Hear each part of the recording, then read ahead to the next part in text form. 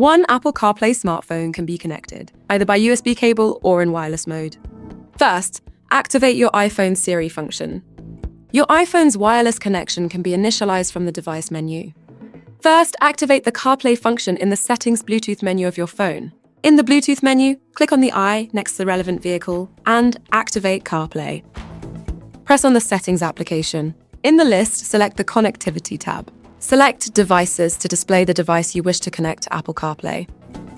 If the device has previously been connected to the system via Bluetooth, select the Devices settings in the list of known devices and choose Apple CarPlay as the wireless connection mode.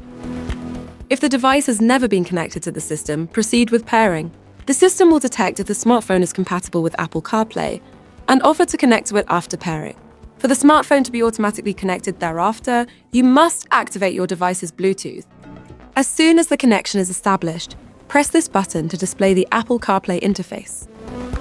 In case of difficulty with the wireless connection, connect your iPhone to the system via the USB port. Apple CarPlay will be launched automatically a few seconds after the USB connection has been established. The smartphone charges when it is connected via USB cable.